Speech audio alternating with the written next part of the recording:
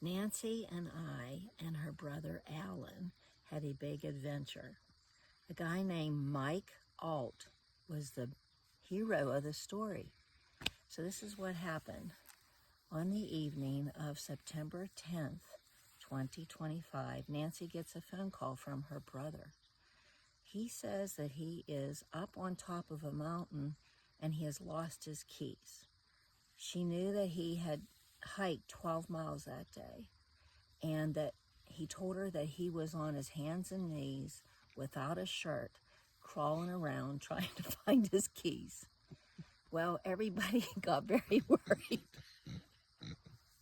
Sorry. I mean, really worried, because he only had like 4% on his cell phone. Nobody could call him. He did have cell phone service because he was up on top of a mountain. Come to find out, this mountain was called North Fork Mountain. It was 3,600 feet in elevation. So at least there was cell phone service up there. Well, everybody thought that his car was locked and that he couldn't get into it. And of course, without keys, he couldn't charge his phone. And they were picturing him sleeping underneath his car, worried about, animals and stuff like that. But what we found out later was he actually lost his keys just like 10 or 20 feet away from the car, because he had gotten up there after this hike and he wanted to get some sun. So he took his shirt off, got his chase lounge out of his car. His car was not locked. It actually had the windows down. It wasn't locked.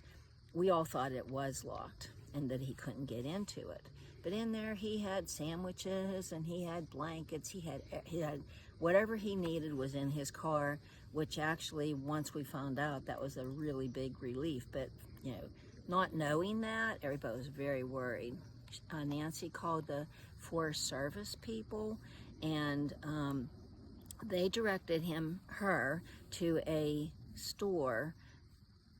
He was up on top of a mountain. At the very bottom of the mountain, at the bottom of the road, was a store called Shreve's Country Store.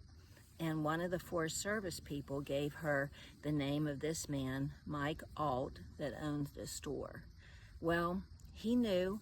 Also, another thing he shared was the coordinates of where he was up on this mountain. Well, this man, Mike, knew exactly where those coordinates was, and he went up the road, and he has a gigantic truck, very nice truck.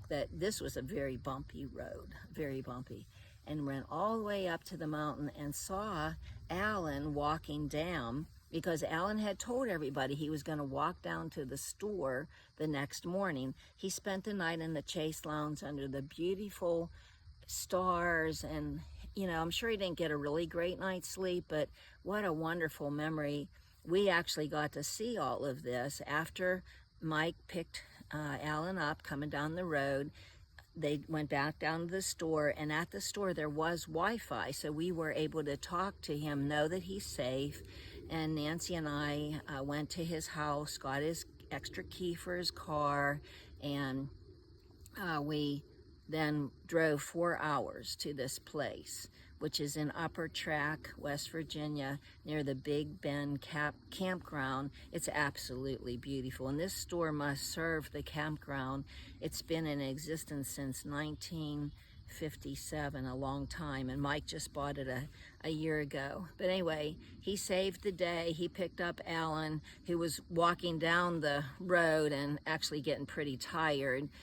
Took him to the store. Mike ate corn dogs or some kind of chili dogs there. He thought they were great. The little store is wonderful. It has everything you would ever want in it. And we finally got there and we picked Alan up. And then Mike Alt, who is a volunteer fire chief for up there, a very nice person, like a really great heart. And he drove all of us up to the top of the mountain. That's how we know where Alan was and what the situation was. But that was a very bumpy ride. and the views were beautiful. And I have some videos of that, which I will put at the end of this video. But this, so we got up there, gave him the new keys to the car, never did find his old keys.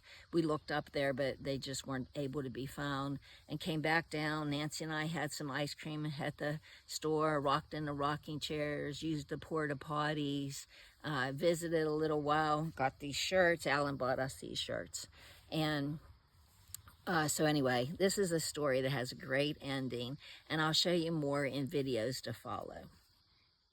Here's the happy crew: Nancy, Mike Alt, Alan, and me. We are on our way up the mountain with Mike Alt. Look at this beautiful scenery. How many ranges is that? Well, here's the thing. Hold on, I gotta get If this. you would go down here, which we're not. Well, it's okay. Oh, we're going to try it. I did all the way to Down here's where I thought if you was at. This is where you would probably stick one of those little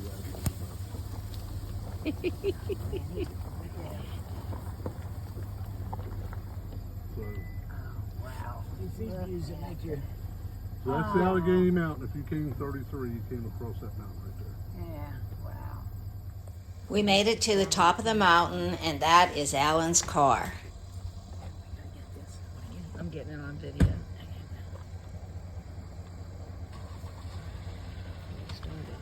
Yeah, get it started.